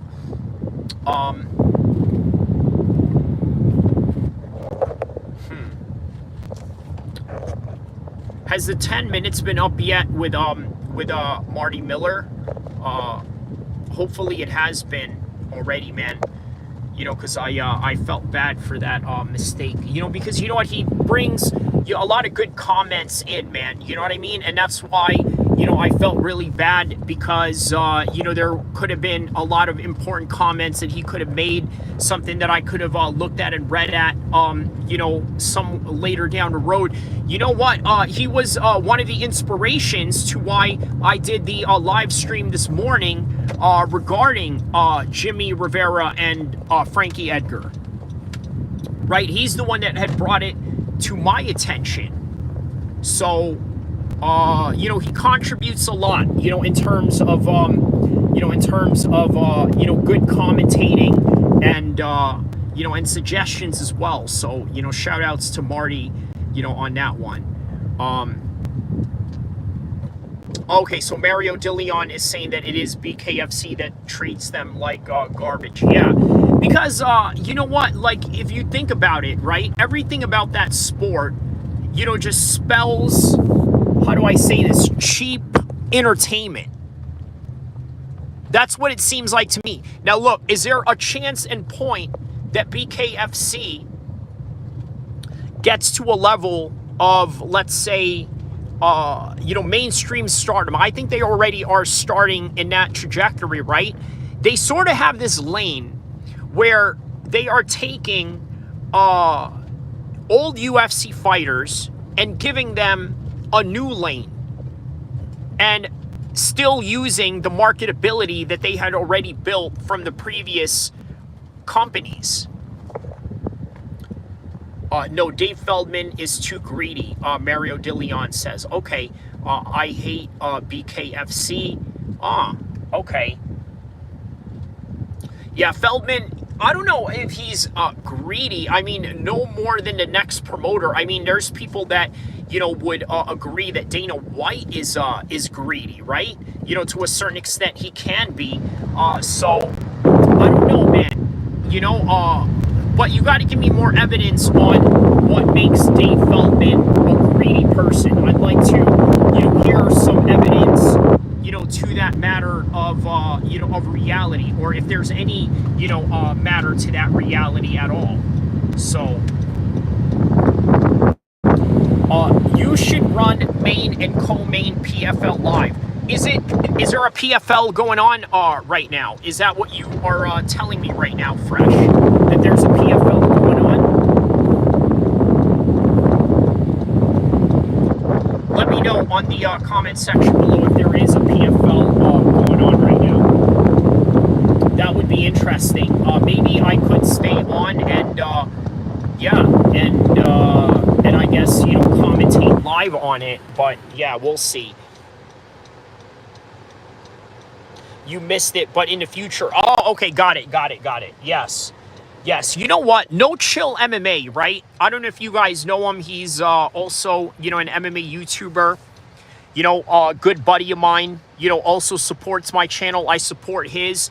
You know, he's helped me, you know, build my brand. I helped him build, well, I actually didn't help him, you know, with anything. He's always been, you know, in the thousands, you know, subscriber base, you know, but, okay, so he said most MMA channels are UFC channels, and he's right about that, right? Because it's like most of the MMA that I cover is the UFC. Now, granted, they are the best show in town, but let's be real, they are not the only show in town.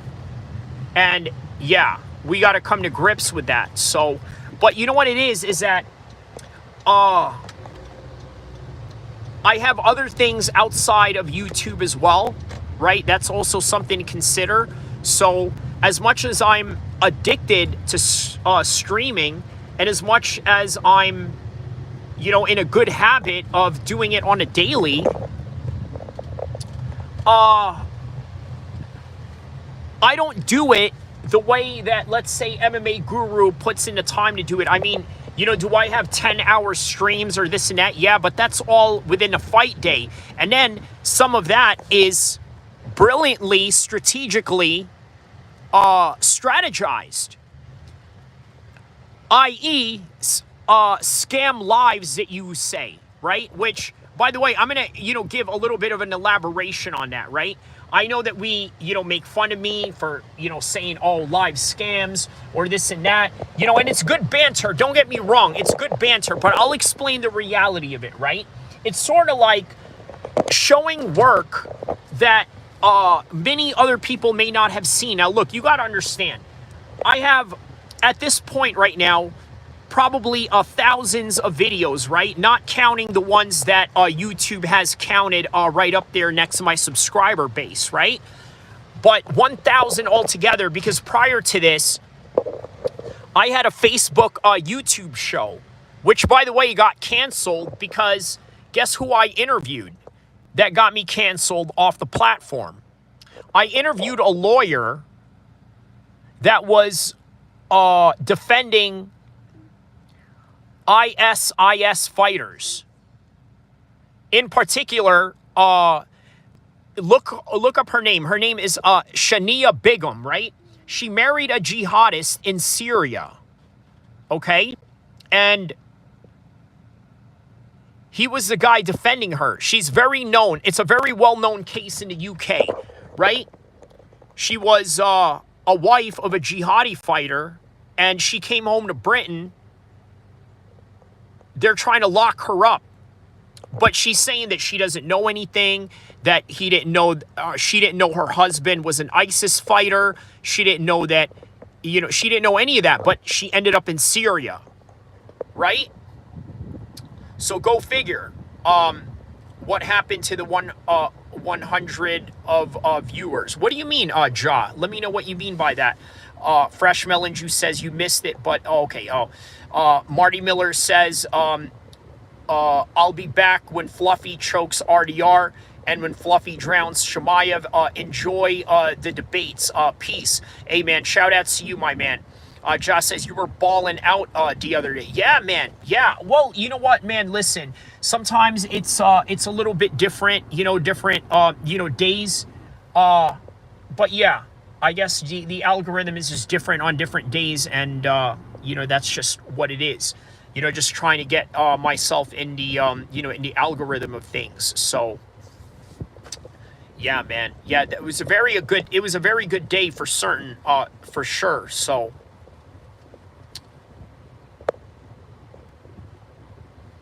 but yeah, let me know if Marty Miller, if you came back, my man, because yeah, I really oh, there we go. All right, did it do it? Hold on. There we go. Okay, I think I brought Marty Miller back. Okay.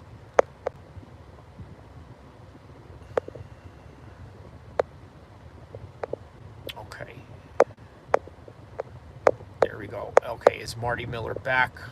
Let's make sure that he's...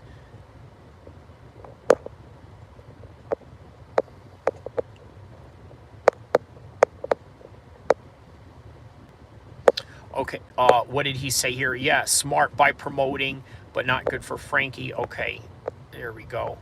Yeah, me too. Why? Okay, that's what happens to every promotion. They certainly did fresh over some BS, bro. Okay.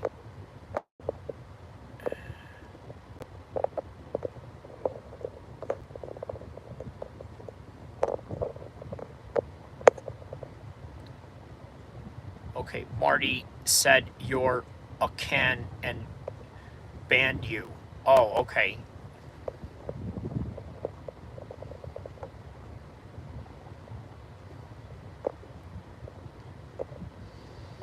And okay, so let's see here. Is Marty Miller back?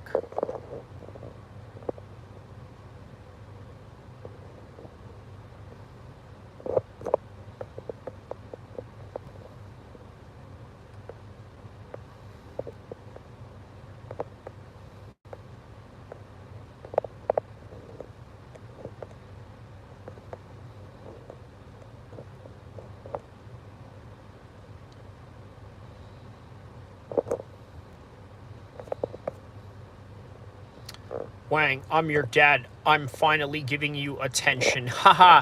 Yeah, dude, I wasn't, giving that guy any attention at all, man. I refuse to, give that guy any acknowledgement whatsoever. But yeah,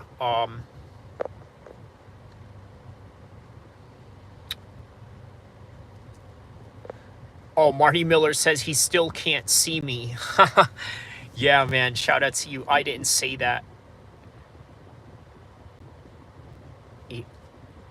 Okay, so well, at least Marty is back. Yeah, man. Sorry about that. I accidentally, hit, some weird button. I mean, I had my phone in my pocket and, out of nowhere. Yeah, I don't know, man. But on any regard, yeah, Wang is a hater, man. Real hater and, just a real, real horrible person, so.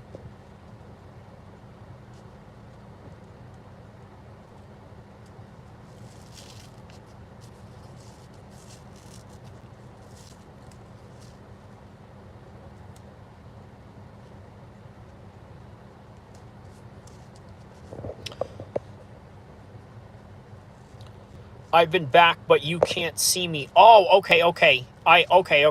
All right. So, all right. Well, now I see you. Okay, so that's good. Yo. Yeah.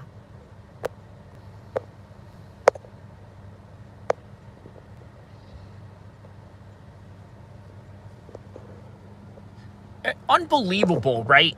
A guy like Wang, I mean, I don't even know if that's really his name, right? But you have to think, what kind of a miserable life do you have, right? Like, you go home to your chick at night and you say, hey, you know what?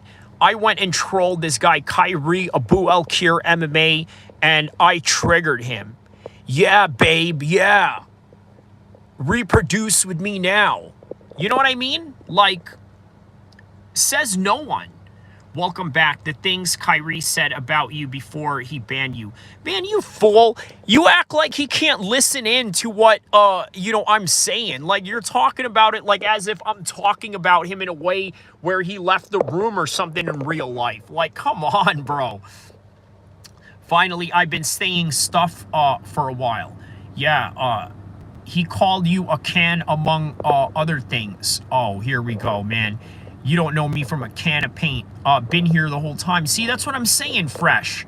You're talking nonsense, Fresh, yeah? Hey, Zane loves it when I do British accents. He says I do a very good British accent. He says I sound like one of his homies that he grew up with in London. You know what I'm saying, bruv, yeah, innit? You bloody hell, yeah? Bloody hell, yeah? Bloody good, isn't it? Bloody good, isn't it? You know what I mean? Like, so you heard how he was mean to you. Yeah, man. I'll tell you who's not mean to Zane right now are the betting lines. Oh, you know what? Yo, listen, check this out.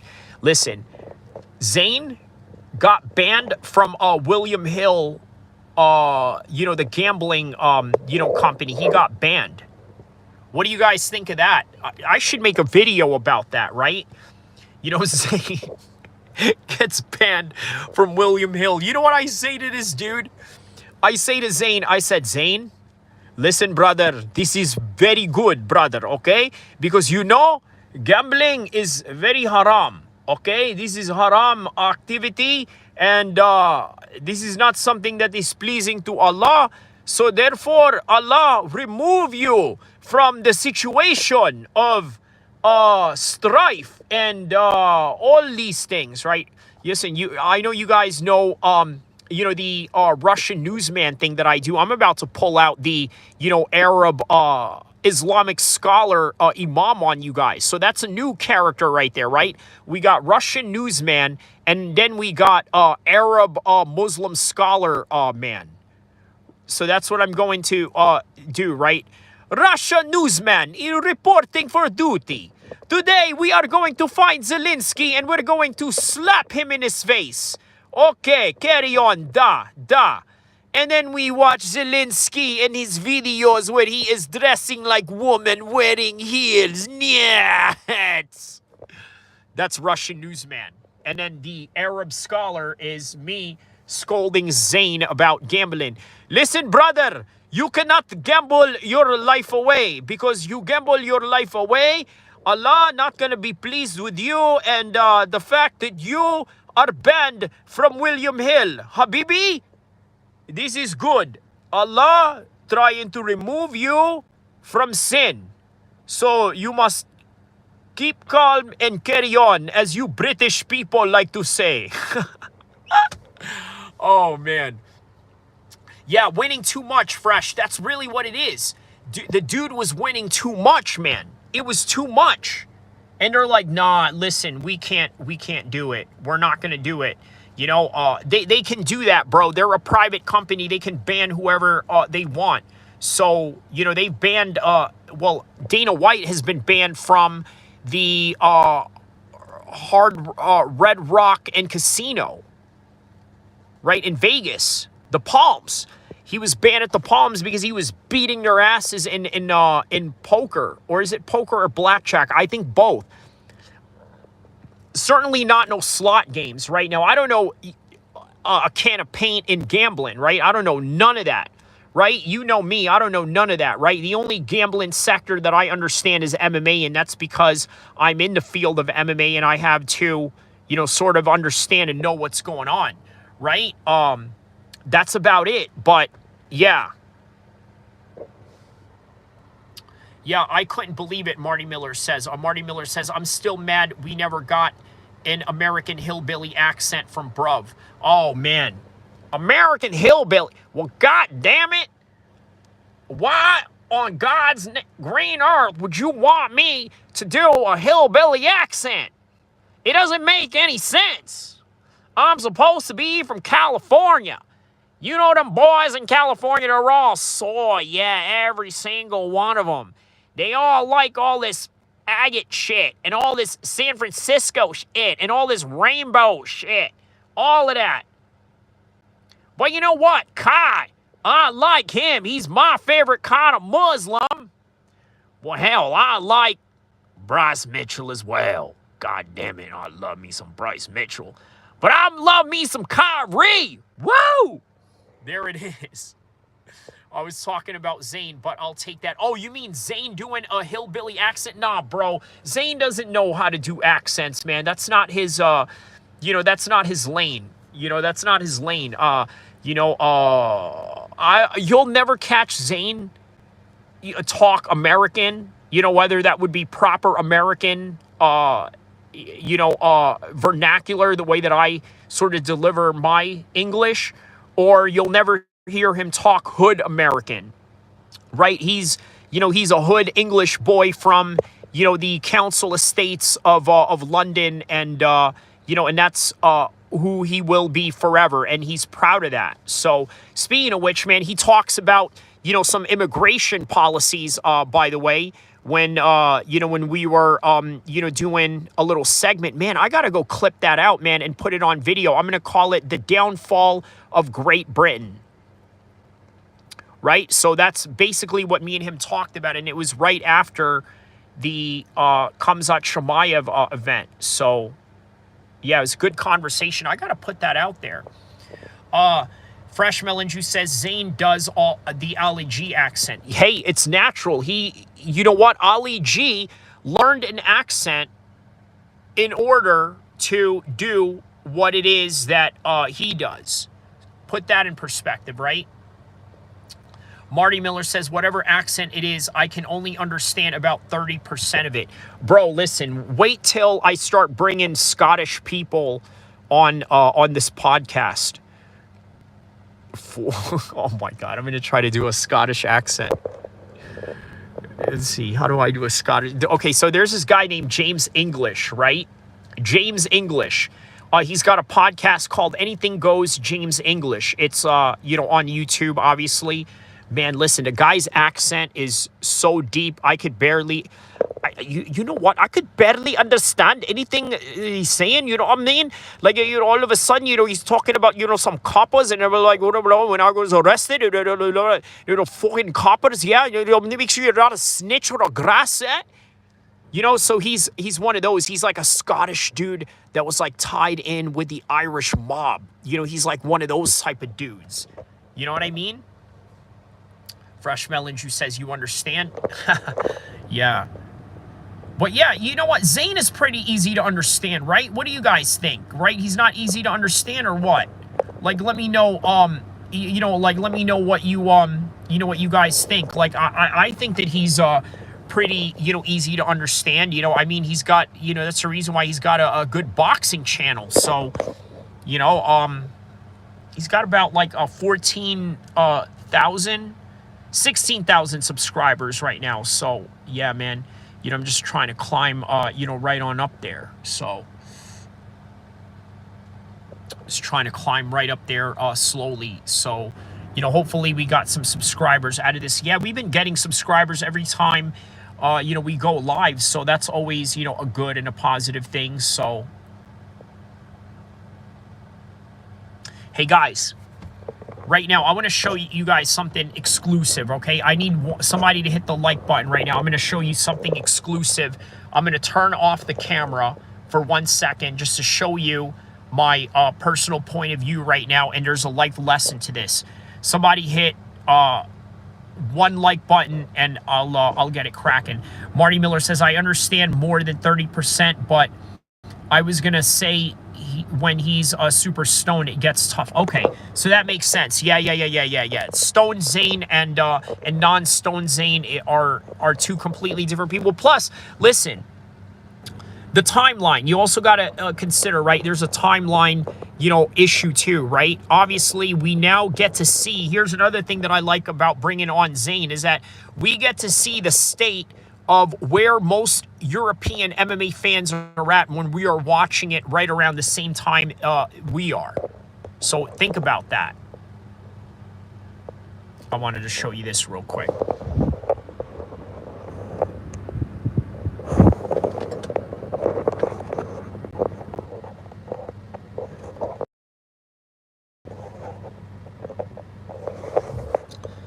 Did you guys see that? So the Simple Life right there. I don't know who those guys are from a can of paint. I'm going to assume that they are, you know, probably like, you know, either Afghan refugees or something like that, you know. But I know they're Muslim brothers. One of them looks like, you know, probably Chechnyan or Bosnian or something like that. And then two guys are Afghans. But yeah, man, that's what it's all about right there. This is what I love about, you know, my Muslim community, you know, is that, you know, people in our community, we're very simple people. Like, look, think about this, right? These guys are sitting outside in a parking lot on a Friday, okay, like as if they are, you know, having, you know, lunch in the middle of the desert somewhere, or in the, you know, caves of Afghanistan, right? And, you know, it's just, yeah, beautiful, simple life. You know what I mean? That's just really what it is. Fresh Melon Juice says, before or after the joint.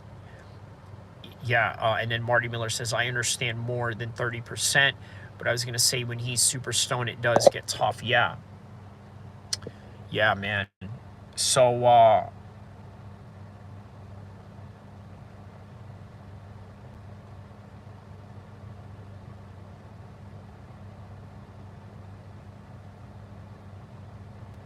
what else? What else did we... Well, okay, I guess that last picture that I showed you guys right now, I guess that kind of does, you know, sort of correlate into what we had talked about with, you know, just living, you know, the simple life, right? Having the great appreciations of the simple life. Now, regardless of the differences between Khamzat and Khabib, by the way, listen, there's a huge difference between Khamzat and Khabib, right? Let me just say the similarities between them. Obviously, both God-fearing Muslims, right? I mean, to the point where, you know, they have a certain religious, you know, practice that would be unusual to that of everybody else around the world. But on any regard, they are both Muslims, but with a different cultural upbringing. Now, look, Khamzat didn't grow up in Chechnya. Okay, that makes a world of a difference. You want to know why that makes a world of a difference? Because not growing up in Chechnya means that he was influenced by the Western European gangster street urban culture of Stockholm, Sweden, the UK, and all of that. That's why he gets along with Darren Till. And Khabib said something to the effect of, well, why is it that a Muslim fighter is hanging out with a kafir, a non-believer like Darren Till? Well, that is because he grew up with a lot of people like that. He grew up with a lot of gangsters. Just like myself, growing up in the East Coast, right? Knew a lot of guys that were selling dope, guys that were rapping, guys that were trapping, and everything in between. In the West Coast, I knew people that were gang banging, slanging, and will step on you if they don't know you from a can of paint. You know what I mean? Especially if you come from a wrong can of paint. Especially if you come from the wrong color of things. And I don't mean race. I mean, and sometimes it can mean that too, but I'm talking about bandana colors. But yeah, on any regard, that is the culture that I can relate to with Khamzat. He grew up in a Western society that is street and hood, and you could see that in his influence, in the way that he talks, and the way that he carries himself. But overall, Khamzat and Khabib are no different when it comes to being God-fearing men. And what God-fearing men do is that they really concentrate on the religion, its purpose, and live by that code by any means necessary. And I've seen it. When he fought Gerald Mershad, his teammates showed a video of Khamzat giving money to a homeless man in Vegas. And he said, you know what, the reason why I want to be champion, brother, is because I want to go and help people. You know, this is the reason why I want to be champion, brother. Yeah, it's very difficult to do a Khamzat voice impression, right? He has his own very unique voice and whatnot. So, yeah, it's a little bit harder to, you know, get that going. But, all right, on any regard, guys, Khabib,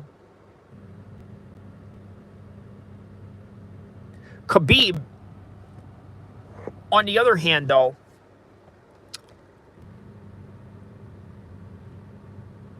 he grew up conservative. He grew up somebody that was like as if he grew up in Mecca, right? Pure. No stain on... Like, look, you notice Khabib doesn't even curse. And how about when Club Shannon and Daniel Cormier talked about Khabib refusing to shake another woman's hand, right? Based on religious, aspects of his belief. Khamzat, man, listen, I've seen Khamzat take picture with a girl in a skirt next to, a Benz. A G-Wagon Benz that Ramzan Kadyrov bought him while he was a prospect fighter. Well, what does he get as a champion? Now he gets a Maybach Mercedes for his efforts. So there it is. Russian news guy is the best. Yes, Russian news guy is the best. I got to tell you, all of you that say Khamzat Chimaev is boring fighter. I say, Niets, you don't know fighting. Fighting does not mean that you have to go and make exciting so that you get knocked out like Justin Gaethje against Max Holloway. No, no, no, no. It's not what you do. You take them down and you forget. That's it. Finish. Okay.